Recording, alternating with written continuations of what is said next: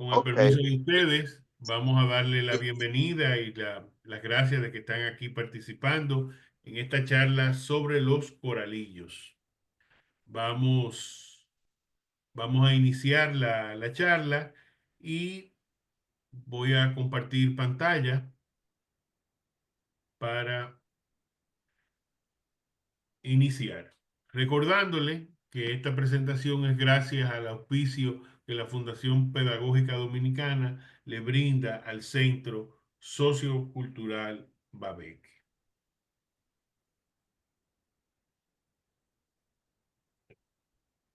Y los coralillos, ¿no? Yo creo que casi todo el que está aquí tiene vivencias personales con los coralillos, porque hubo una época donde chupábamos el néctar de las flores, donde se hacían como, vamos a decir, como collares, ¿no? Se conectaban una con la otra y eso indiscutiblemente era parte de las diversiones sanas de una época no muy lejana, por cierto. Me quiero defender. ¿Qué vamos a ver hoy sobre este grupo de plantas? Muy llamativo. Bueno, vamos a conocer algo sobre el género Isora. ¿Qué es lo que es un género? Un género es la división, una de las divisiones de una familia. Vamos a decir como un apellido dentro de un clan, y ese clan es la familia botánica. ¿Ok? Y Isora es un género. Vamos a ver qué especie tenemos y algunos de sus cultivares, que son muchos. Si usted no recuerda lo que es cultivar, porque hace ya bastante tiempo que tuvimos la charla de los nombres de las plantas, pues lo recordaremos más tarde. Obviamente el cultivo, la poda, importante, plagas y enfermedades y uso en el paisaje. Quiero aclarar un detalle y es que yo no puedo ver al chat. O sea que si usted escribe algo por ahí, no lo escriba, espere a que yo haga la pausa para preguntas y respuestas. Entonces, ok. el género Isora es de la familia rubiáceas, rubiáceas. Y esta es la rubiácea favorita de millones de personas. ¿Quién sabe lo que es? Que no sea Manegonte, por favor. Ni Tino. Nadie se atreve a decir qué es. Esa belleza que está ahí, alguien está tratando de decir. Eso es el café, señores. Café, café, una rubiácea. Y miren ahí las flores muy lindas. Hay un murmullo abajo que no sé. Cierren por favor los micrófonos. Y esas son las flores. Las rubiáceas, aquí hay una rubiácea bellísima que es la campana o fragancia del este. Algunas rubiáceas tienen fragancia, algunos coralillos tienen fragancia. Vamos, ahí llegamos.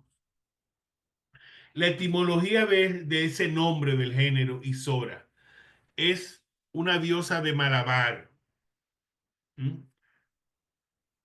Y aquí tengo imágenes, dos imágenes, la Lashmi a la izquierda y, que es una forma de esa diosa, y la Isora, que es la diosa de las 16 manos.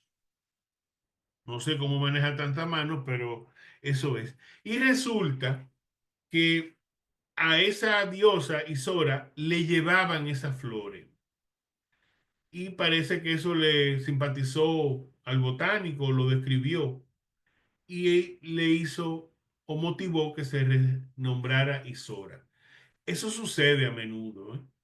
Por ejemplo, los norteamericanos llaman a los tajete o clavel de muerto para los dominicanos, le llaman marigold.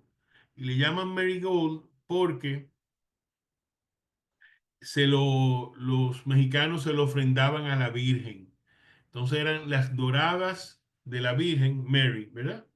De la Virgen María. Y de ahí el marigold. También los botánicos son susceptibles a este tipo de cosas. El género Isora pertenece a la familia de las rubiáceas, como ya vimos.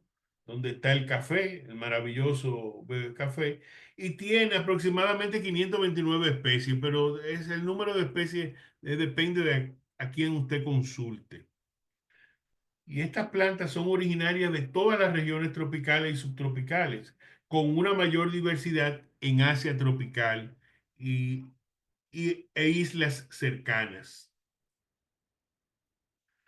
¿Qué mérito tiene tipo biológico?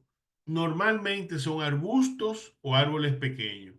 Un arbusto se define en botánica como una planta que ramifica desde la base. Y un árbol pequeño no tengo que definirlo, pero muchas veces la línea entre arbusto y árbol es sutil, es un problema de poda y de manejo. Entonces, los árboles pequeños, de pequeño porte suena más correcto que pequeños, son importantes porque los jardines cada vez son más pequeños por el costo del terreno, porque necesitamos árboles que quepan debajo de las líneas eléctricas y las líneas de servicio. Entonces, eso es interesante. Flores muy ornamentales, roja, rosada, anaranjada, amarilla, se me pasó. Algunas especies con flores fragantes, las veremos cuáles son. Muy resistente a las condiciones tropicales de humedad y calor. Hay usos medicinales, inclusive para el coralillo más corriente, tiene varios usos. Yo no me quiero meter ahí, porque no quiero que después digan, ay, él recomendó esto y las plantas medicinales hay que saber manejar eso, ¿eh? Entonces, pero le voy a decir que en la medicina ayurvédica figuran las isórax, pero por cientos y cientos de años, y también en la medicina china.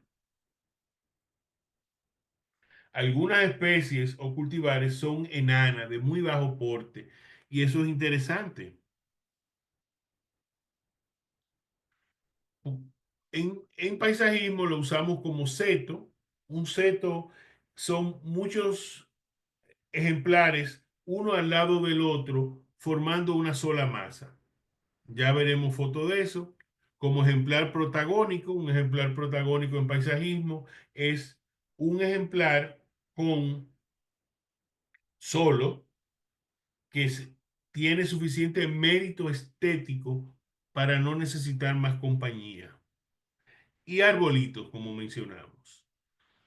Son compactos, algunos son muy ordenados, las hojitas son muy pegadas la una a la otra, no son intrusivos, o sea, no es una mata que se desparrama y responde a la poda muy bien. Algunos son más abiertos. Mire por ahí, prácticamente estos están casi como ejemplares protagónicos, no como un seto. Ahí hay un problema y es que la grama no nunca jamás debería llegar hasta el tronco. El sistema de fotosíntesis de estas gramíneas S4 es un sistema mucho más eficiente en el uso de la energía de la luz, de la energía solar, y vence a plantas que son de semisombra, como a veces son los coralillos. O sea que valga, hoy no estamos hablando de eso, pero tome cuenta que la grama, el cerquillo no es un problema de estética, es un problema real. Especies nativas, si están por todo el mundo y hay aquí en República Dominicana, bueno, por lo menos tenemos dos especies. Esta Isora férrea, ahí usted ve el mapa de distribución, ¿m? Venezuela, Guyana, creo que es Guyana, y Cuba, República Dominicana y Puerto Rico. No es bonita. Vemos ahí el dibujo a líneas. Las flores son como la del café, sentadas, sésiles, se dice en botánica, están sentadas en la base de la hoja, pero no son bonitas. Sin embargo, es una planta que se ha usado medicinal, con poderes medicinales. especies. Especies son las que están en la naturaleza, ¿no? Aunque después el hombre las mejore con selección o hibridación. Hay un número de especies ornamentales de Isora, depende muchas veces de quién consulte usted. Yo me voy a quedar con 9. Coccinia, que es la más corriente, es esa que en la década de los 40, 50, 60, yo creo que hasta los 70, se usaba en el borde de los caminos. O sea, los jardines tenían un seto de coralillo alrededor del camino y un área de grama y a lo mejor algún árbol, arbusto o adorno en el medio de la grama. Eso era una composición muy típica. Y la idea del coralillo era que usted no pisara la grama y se obligara a mantenerse en el camino. Yo recuerdo, yo nací en un apartamento y viví en apartamento, pero por suerte mi mamá visitaba a Amalia Villanueva, su hermana, y ahí me daba gusto en ese jardín. Y ahí fue que conocí el coralillo, que como le llamamos a los dominicanos, le llamamos a las isoras. Y ahí fue que también pude ver, por ejemplo, las mariposas, me volvía loco con las mariposas de San Juan. Comí muchas veces esa frutica roja es comestible, no es que sea gran cosa. Y todo muchacho de esa época, hasta los 70 yo creo, chupó el néctar de las flores. Está Isorax chinensis. Se parece a Coccinia. Miren, uno de los problemas de esto es que en botánica se clasifica por las flores y todas estas isoras tienen las flores sumamente parecidas. Son sutilezas y al ojo simple y sin tú tener un manual al lado, manual de botánica, es muy difícil distinguir cuál es cuál. Esta la hoja es más pequeña que la coccinia y tiene flores en tonos rosados y anaranjados. Javánica, ¿verdad? Asumimos que de la isla de Java y que la chinensis es probablemente del sur de China, porque son plantas tropicales, con inflorescencia grande y densa en tonos rojizos y anaranjados. Casey, esa me gusta muchísimo. Arbusto con hojas grandes y flores y unas puchas, como decimos, unas puchas de flores rojas intensas. No se preocupe, vienen fotos de eso, ¿verdad? Vienen fotos. La finlansoniana, que tiene flores blancas y es fragante y se usa como pequeño arbolito. Es una flor que de día atrae a los zumbadores y de noche a las polillas, o sea, las mariposas nocturnas. Me encanta esa mata y no sé por qué no la usamos más. Con la poda adecuada, o es un seto o es un árbol pequeño. Ahí frente, no sé si la señora Armentero está, doña Franceta está, pero en diagonal a su casa había un arbolito pequeño de esto. Isora finlaysoniana. No sé por qué no la usamos más. Macrotirsa con racimos florales más grandes, parecido a la coccinia también. Paveta, esa es media, la pobrecita no es gran cosa. Flores blancas y hojas más grandes. Parviflora y taiwanense, compacta y popular. Muchas de las variedades enanas son de la especie taiwanense. Mira, esto es lo que es un cultivar.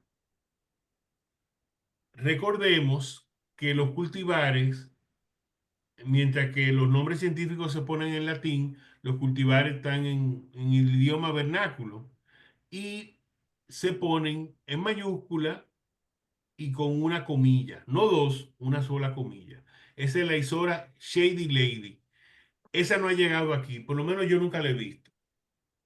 Hay cosas que se parecen, pero esa es sumamente hermosa. Y esa es la blanca, hay otro color. Y donde yo obtuve esta foto, la están vendiendo $32 la matica. Una matica en pote de 4 pulgadas. Eso es un esqueje enraizado. $32. Dicen que este es un híbrido, cultivar un híbrido hecho por ese vivero. Quizás por eso es que cobran tan caro. Pero mira, dígame si eso no es bello. Esta es la coccinia, la que todo el mundo conoce, el coralillo de toda la vida. Muy interesante, la están combinando con flores blancas atrás. Parte de lo del problema en el uso del paisaje del coralillo ha sido la falta de combinación. Tradicionalmente se ponía el seto como está ahí al borde de un camino y no se le y grama detrás. Y eso no inspira a nadie, eso llega a aburrir. Pero yo quisiera sembrar la idea de que hiciéramos combinaciones tanto en altura como en colores. La taiwanense es Carmen, nombre en mayúscula y con una comilla.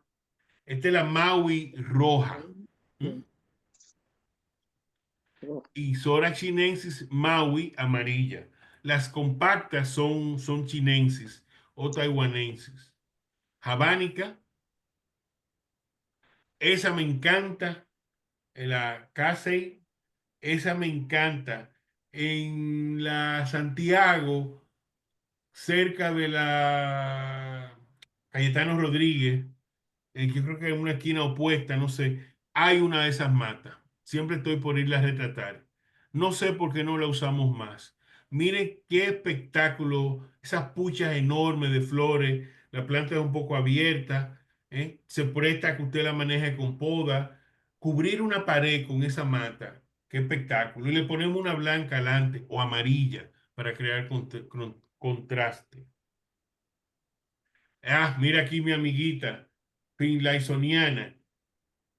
Este coralillo es alto, se presta a ser un arbolito, ya lo había mencionado. Las flores son fragantes de noche, de día es visitado por una multitud de colibrí y mariposas y de noche por las mariposas nocturnas o colillas. Yo viví 17 años al lado de un seto de eso y yo vivía en el segundo piso, así que las flores daban y yo podía disfrutar de la fragancia. Y en una ocasión hasta se me ocurrió ver qué tal se portaban como flores cortadas.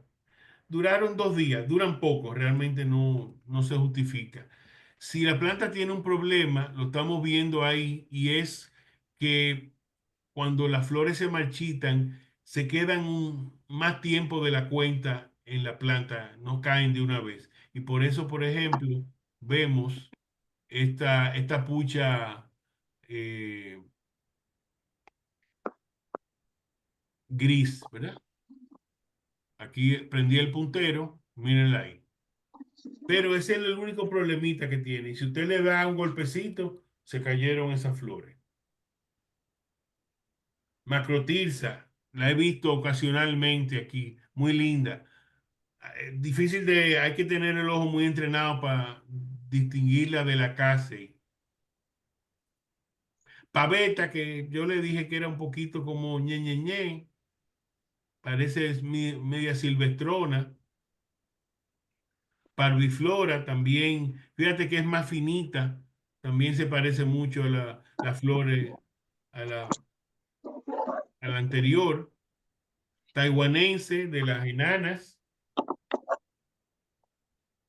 y este taiwanense llama amarilla del bosque o de los bosques, llama amarilla de los bosques. Fíjate, son plantas realmente bonitas.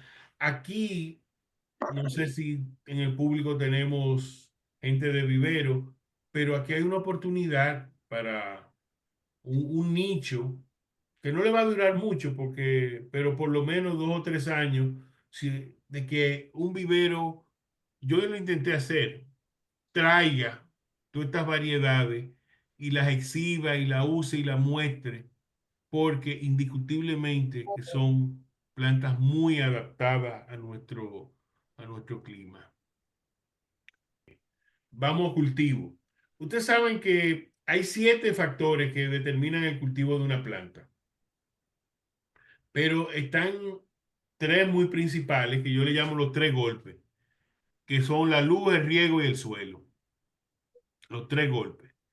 Entonces, estas plantas son de pleno sol. Ahí aguantan un poquito de semisombra. Por ejemplo, la Isora casei, la blanca esta, la pucha de flores blancas, media casi arbolito, esa estaba en una situación de semisombra, porque el edificio era contiguo a una casa y a un edificio que no dejaba pasar mucho sol. Sin embargo, nunca dejó de tener flores. Entonces, ¿es una planta de interiores? No, a menos que usted le supla la luz o le encuentre un lugar donde haya por lo menos de entre 4 y 6 horas de sol continuo. Echará alguna florecita, pero no podemos decir que es una planta de sombra. Semisombra, sí. Interiores, no. Una terraza, sí. Ah, algo que no puse y se me iba a pasar, son, como tienen tamaño compacto, muchas de los coralillos son excelentes plantas para recipientes. Riego, abundante riego, son de las zonas tropicales húmedas, pero un detallito, buen drenaje, buen drenaje.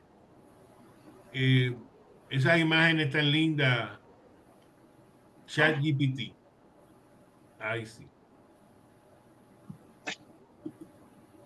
Suelos fértiles, ligeramente ácidos y bien drenados. No requiere suelos tan ácidos como una gardenia o una salea, pero ligeramente ácido sí. Si el suelo va de neutro a alcalino, comienzan a aparecer las deficiencias. Ahí llegaremos. Un suelo fértil. Estas son de las frases que si tú no estás empapado bien en el tema, a veces yo me hago la pregunta, ¿un suelo fértil? La gente entenderá qué son los suelos fértiles. Bueno, son suelos que son altos en materia orgánica y minerales. Y lo de bien drenado significa que el agua percola. Ahí lo puse más complicado. El agua entra y se va con facilidad, se infiltra, percola, cualquiera de los dos términos. Y eso es lo que es un suelo bien drenado. Entonces, si tú quieres un suelo fértil, añade materia orgánica y mejora su composición de minerales. Ya veremos cómo. Mira aquí, el problema del pH, o sea, la acidez o alcalinidad de los suelos, está que según el pH hay algunos nutrientes que están más o menos disponibles y algunos no están disponibles. Entonces, esto es importante. ¿Qué quiere decir? Que, por ejemplo, la borra de café es maravillosa para esta mata. Yo tengo dos teorías. O se la trago a la tierra o fue el Ay, por Leviatán. favor, ¿Quién? alguien tiene el O se la micrófono trago a la tierra o prendido. fue el Leviatán. ¿Quién es el Leviatán? El, el Micrófono pez gigante prendido. que está abajo del agua, que cuando él surja a la tierra, Dios va a bajar a matar. Eso, papi. Bueno, No, yo no sabía eso. ¿Y dónde tú conseguiste eso, muchacha? Oiga, Eso quiero saber yo. bueno, eso es el nuevo. micrófono, apáguenlo, por favor. Yo puedo apagarlo todo, pero tendría que volver atrás. Ahí tenemos este diagrama. Mira, esto es algo que la gente no conoce mucho y yo quisiera darlo a conocer. Esto se llama harina de rocas. No es más que rocas, ¿verdad? Piedras molidas, pero las correctas, por supuesto. Y esto es un aporte de minerales, porque los suelos no son más que agua y aire, así como no eso es parte del suelo, ¿eh? Minerales, materia orgánica y vida. Entonces, la harina de rocas aporta minerales, no es cualquier piedra que se muele, no es una piedra caliza. Y esto, desde que lo conozco lo estoy usando y me encantan los resultados. Quien fabrica esto es un gran agrónomo, una persona, Orlando Amargós, que voy a tratar de que para el próximo encuentro nuestro, lunes 31, él venga y nos hable de todas estas cosas que él fabrica y del abono Bokashi que él fabrica y vende.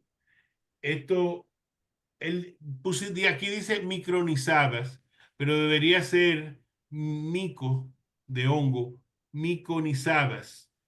Me parece que es un error. Él, para, como yo le acabo de decir, el suelo tiene vida y la vida del suelo es la que hace disponible los nutrientes de la materia orgánica y de los minerales a las plantas. Entonces, tú quieres ponerle hongos que facilitan esto. Entonces, vamos a hablar de suelos, enmiendas, abonos orgánicos, inorgánicos con Orlando Amargós. Apúntenlo. Va a ser un banquete. Orlando es una persona de como todos los invitados nuestros, selecta con un enorme conocimiento de suelos, de lo que hace. Él estuvo primero en geología y va a ser interesantísimo esa charla. Así que vayan apuntándolo. Bokashi, esto es aparte de la borra de café, usted puede comprar bokashi como enmienda, o sea, añadir el bokashi. El bokashi es un nombre japonés y es un método de producir compost. ¿Mm? Esto se puede comprar, no es.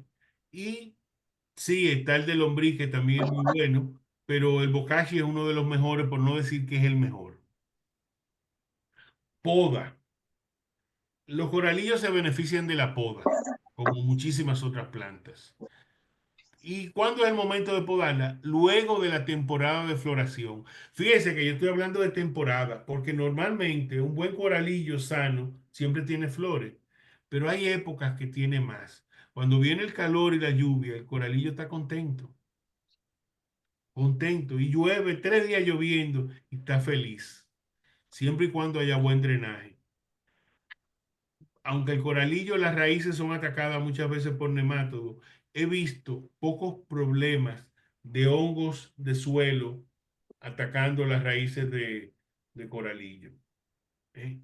Entonces, hay esa gran floración, disminuyó y usted poda. Hay plantas que cuando usted la poda le quita la punta y en la punta era que iba a florecer. Eso no le pasa al coralillo. Mira ahí, esto es un ejemplo, eso no es coralillo, por supuesto, pero esto es un ejemplo de lo que pudiéramos hacer con coralillo. Podándolo, ¿por qué no inventamos este tipo de cosas? A mí las bolitas, los topiarios, estas bolitas que podan, honestamente no son mis favoritas. Pero yo, este tipo de cosas que se ven novedosas, son interesantes. Ahí hay un patrón que se repite. Probablemente eso sea un jardín vertical, pero nosotros podemos hacer eso con coralillo. Plagas y enfermedades. Vemos esto y pensamos que es una enfermedad. Sorpresa, sorpresa, son deficientes, deficiencias. De las plagas, voy a mencionar unas cuantas porque después de tanta belleza no quiero dañarlo con muchas plagas, pero son bastante resistentes los coralillos, lo cual no quiere decir que de vez en cuando no le llega un insecto, no le llega un nematodo, no le llega un hongo o una deficiencia. Áfidos, ¿m? Que son estos o pulgones de planta, son estas cositas ahí que usted ve, la va a encontrar en el embés, o sea, la parte de abajo de la hoja. La va a encontrar en los botones. La va a encontrar, los áfidos prefieren la parte suculenta de la planta y nueva. Les es más fácil pinchar la planta. Los áfidos son como mosquitos. Los que son mosquitos para nosotros son los áfidos para las plantas. Cochinillas. Eso se ve bastante en los áfidos, perdón, en los coralillos. Mire la de la derecha, la cochinilla esférica, muy común. Y normalmente cuando aparecen áfidos o cochinilla o mosca blanca, que de vez en cuando atacan los coralillos, no son su hospedero favorito. Usted va a encontrar también una cosa que se llama fumagina, ese, ese tizne negro sobre las hojas. Aquí tenemos también el Cocos viridis, la cochinilla verde y la cochinilla esférica. Esta de la izquierda yo la veo con más frecuencia que esta. Fíjate que están, esa cochinilla verde está pegada a la nervadura central. ¿Por qué? Bueno, porque esa es la cañería de la mata. ¿Y qué está haciendo ella? Chupando. Entonces, es por eso. Muchas veces pasa por desapercibida y la planta uno la nota débil y no sabe lo que está pasando. Voltee las hojas. Mire la fumagina. Esto cambió de nombre, pero vamos a seguirle diciendo fumagina. ¿Eh? Eso lo hemos visto mucho en cítricos, se ve mucho en palmas después que florece, en mango. Prácticamente cualquier planta que ha sido atacada por uno de estos cuatro insectos va a, Imagina. a producir secreciones dulzonas que la fumagina crece. Son los áfidos, las cochinillas blandas, los chinches harinosos y la mosca blanca. Esos son los cuatro insectos que producen la mielecilla que la fumagina le gusta. ¿Ok? Para acabar con la fumagina, simplemente hay que combatir la plaga. Esto lo vemos mucho, particularmente en el Nora Grande, una variedad que se llama Nora Grande, un cultivar. No es una plaga, no es una enfermedad, es una deficiencia de fósforo y potasio. En una zona franca que di un curso, curamos muchas de estas plantas simplemente con borra de café. La borra de café, las matas estaban sobre un suelo calcáreo, ayudó a acidificar un poquito, bajarle el pH al suelo y el aporte del potasio, por ejemplo, que tiene la borra de café, pues ayudó. Esto también con bokashi. Trate de pensar si el problema es el suelo alcalino. Eso, el suelo que está abajo, la roca madre que está abajo, afecta mucho a los suelos. Bueno, no los afecta, determina qué tipo de suelos son. Y muchas veces hay roca calcárea abajo y esta mata sufre eso. Este amarillamiento lo vemos muchísimo con la nervadura verde, eso le dicen amarillamiento en arbolito de Navidad, falta hierro y manganeso. O sea que no es nitrógeno, no se le ocurre aplicar nitrógeno porque esa no es remedio. Hierro y manganeso. Bokashi puede ser una de las alternativas naturales y por supuesto las formas quelatadas de hierro y manganeso. Eso de quelatar viene de quelato, viene de quelos, en latín significa pinza. Y es que hay una molécula que se agarra con el suelo y este nutriente no se lava con tanta facilidad. Entonces, cuando usted compra un fertilizante que dice hierro quelatado, ya usted sabe que eso tiene una parte, una molécula que ayuda a que permanezca más tiempo en el suelo y la planta tenga mayor oportunidad de absorber. Y facilita también su absorción. Hay nemátodos a veces también atacando estas matas. ¿Qué son los nemátodos? Son como una lombricita microscópica. Es un grupo muy amplio. Se encuentra desde el estómago de la gente, algunas especies, hasta en el mar hay nemátodos. En el suelo hay muchos. Hay nemátodos que comen nemátodos que comen insectos, y esos son beneficiosos. ¿Mm? Y hay nemátodos que habitan en las raíces y debilitan muchísimo la planta. Inclusive hay nemátodos también que suben por las raíces y se manifiestan en el follaje. Hay un helecho muy popular que muchas veces uno le ve manchas negras y son nemátodos, no es ningún hongo. Mire, este es el uso clásico, ¿verdad? Un seto, y mire lo combinado, y mire qué belleza. La foto no es muy buena. Este es el Nora Grand, Isorax, Nora Grand. Mírelo ahí como arbolito, se está entrenando como arbolito.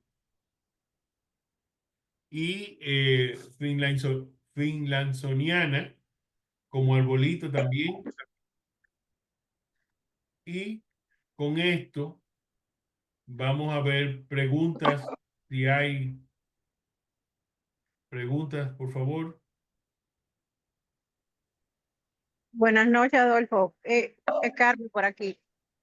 Buenas ¿Cuál es la noches. mejor manera para controlar el tema de la fumagina? Eliminar al insecto que, que alimenta la fumagina.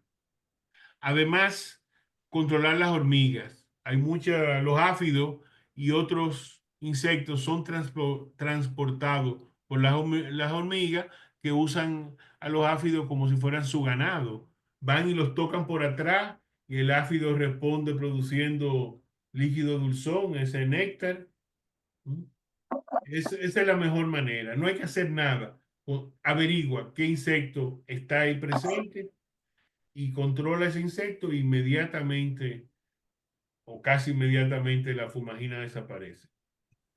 Pero, por ejemplo, en el caso mío que trabajo comercialmente, en empresa y eso, como que uno quiere algo, ¿hay algún producto particular que pudiéramos usar para eso, para controlarlo o para eliminar ese insecto? Hay ¿Qué muchos, por ejemplo, recomendaría? si tú te quieres ir por lo orgánico, aceite Ujú. de neem funciona bien, citrinoil también, lo de los cítricos, de la cáscara, Agüita con jabón eh, de cuava.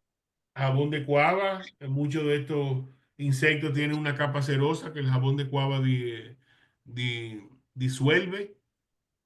Eh, ¿Y se aplica en jabón la de hoja cuava, o completa la Positivo, planta? tiene que fumigar la positivo. planta completa, tiene que matar el insecto. ¿Dónde está el insecto? Debajo de la hoja, o sea, en el envase. No, tú tienes que fumigar ahí. Si te quieres Ok. ir por la artillería pesada, y no me gusta recomendarlo, pero están los neonicotinoides, que tú lo echas al suelo y sube. Pero entonces vas a afectar a todas las mariposas, a todas las abejas, a todos los colibrí que vayan detrás de esas flores. Es más, no debía haberlo dicho. Entonces, hay Y, soluciones. y lo vamos Y los a jabones borrar. No se potásicos preocupe. también. Ok, Hay está bien. muchas soluciones orgánicas, realmente que sí. Y hay veces que tú tienes que ver si el control natural está ahí.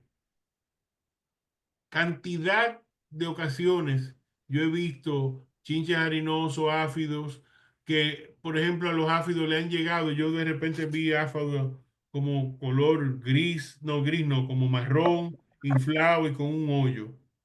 Eso eran las avispas que le estaban depositando los huevos. Y cuando la larva sale,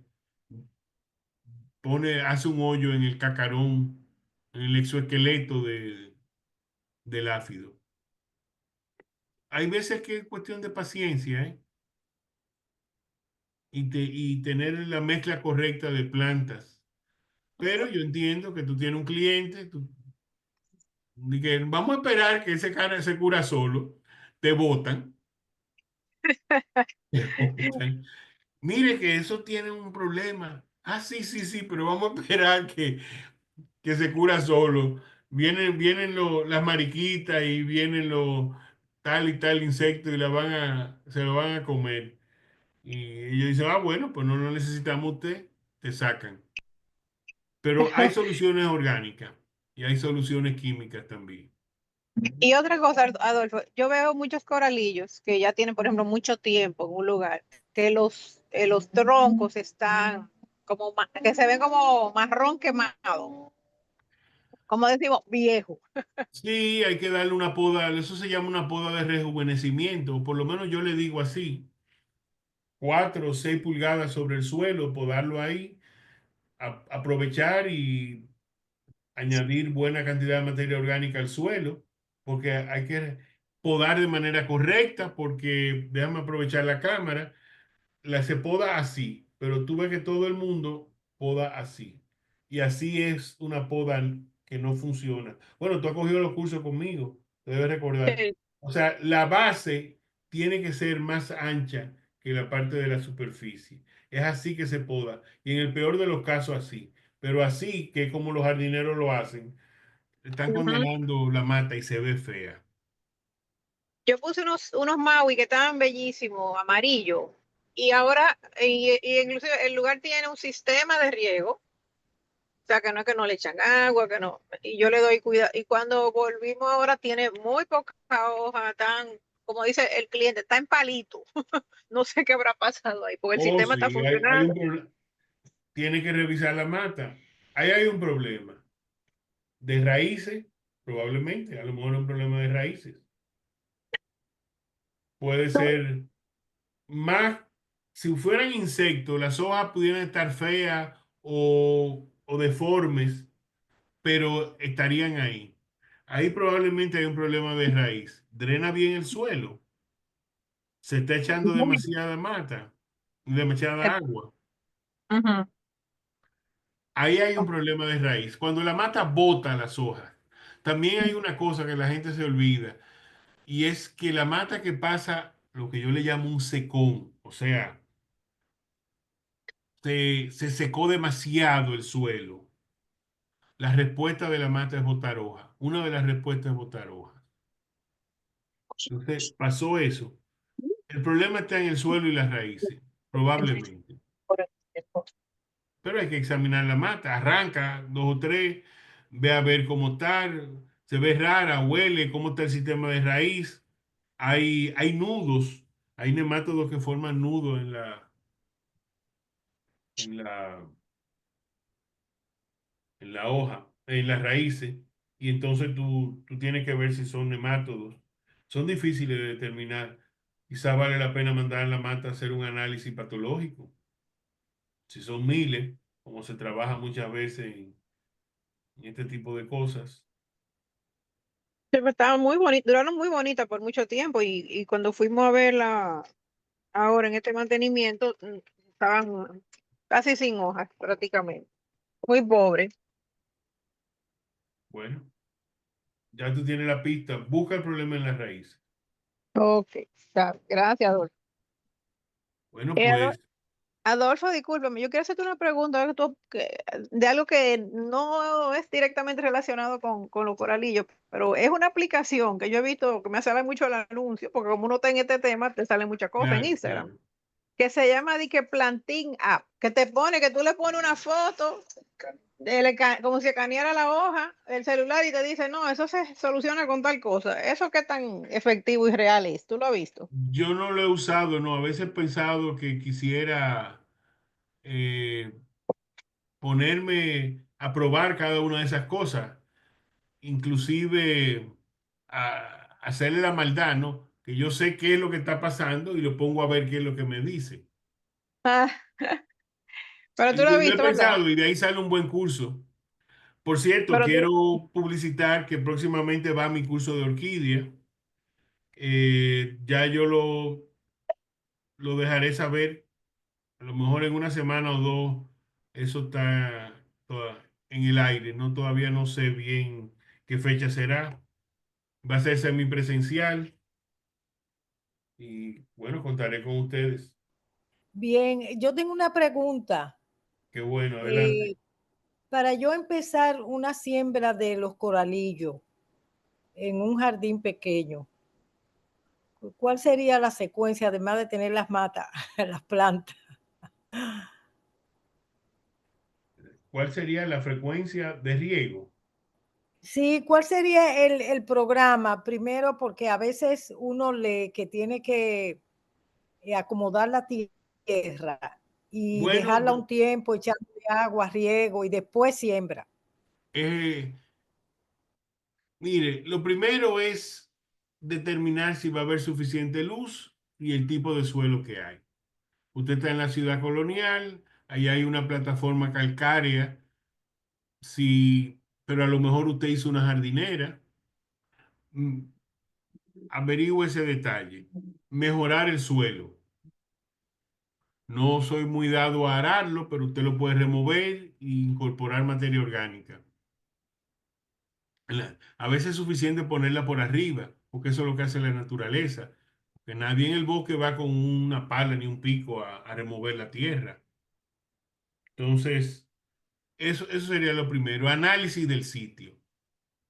Viento, me imagino que conociendo donde usted vive, que es un espacio de ser cerrado, ¿qué tanta luz hay? ¿Hay suficiente luz para que estos coralillos florezcan? Es una pregunta que usted tiene que hacerse, porque aunque no sé dónde usted lo piensa poner, pero sí sé dónde usted vive. Y profundidad de suelo y si es eh, alcalino o ácido. Hay una manera práctica de eso. Yo hablé de eso en, en los suelos, ¿cómo se llama? En el video sobre suelos, donde usted coge agua, un poco del suelo, lo disuelve, y le echa vinagre o le echa baking soda, o sea, bicarbonato de sodio. Y según lo que pase, usted sabe si es ácido o es alcalino. Si usted a esa agua, ¿verdad? Agarra suelo, le pone un potecito, mitad agua, mitad tierra, mitad agua, lo bate. Y si le puso bicarbonato de sodio y hace efervescencia, entonces es un suelo ácido. Si no lo hace, es un suelo alcalino. Y ya por ahí, de manera casera, usted se puede ir dando cuenta de qué pasa. Sí, tengan pendiente que vamos a tener a Orlando Amargós, si él ya me lo confirmó, creo que donde no va a hablar de algunos productos novedosos que él tiene, como por ejemplo la roca, la harina de rocas. Pues buenas noches y gracias Excelente por su presencia. iniciativa. Se aprende mucho con Orlando. Se aprende mucho con Orlando. Orlando es un gran profesional de lujo. De lujo, positivo. Me da saludo. Sí, ya se lo diré. Pues Bendiciones gracias, a todos. señores.